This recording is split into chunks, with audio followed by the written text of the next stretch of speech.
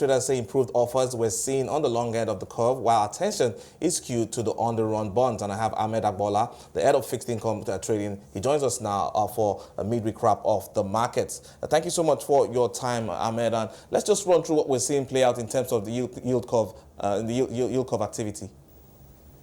Okay, thank you very much, Ken. Thank you for having me. So I'll begin with the money market updates, where the market opened with about 960 billion in terms of market liquidity yesterday, and this was largely attributable to FAC inflow for the previous month that was received towards the end of last month. We also got a 60 billion open maturity into the system.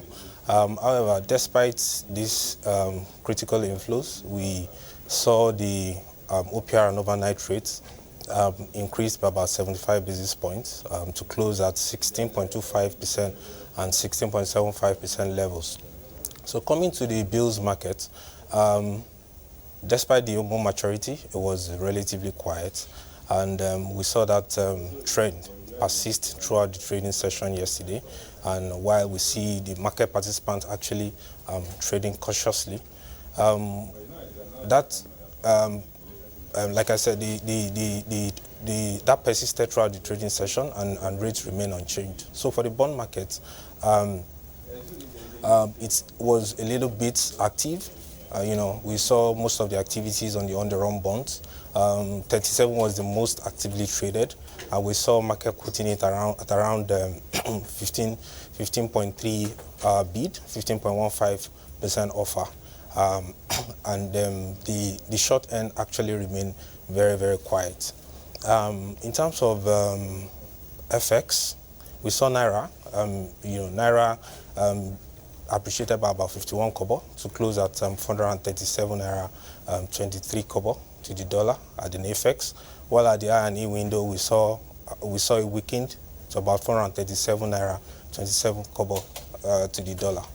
We continue to see CBN intervene, especially in terms of the SME and invisible spaces, to ensure that the pressure on the Naira is actually reduced. All right, Ahmed, let me bring in Femi here in case you want to have a question for him. So, Ahmed, what do you see playing out for the rest of the week? I think right now there's so much caution around the market. So much uncertainty, and I guess part of it is the cascade of what is happening globally. So, I mean, what are traders thinking long-term or even short-term in the market?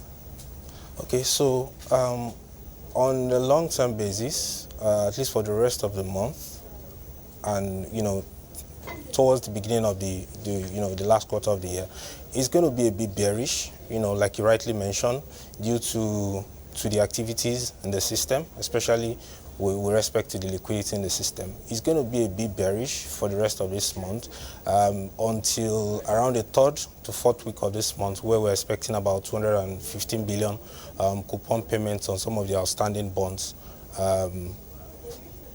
This month. So on a very short, generally it's going to be bearish, but we might see a little bit of overturn maybe around the 3rd to 4th week of this month. All right, but thank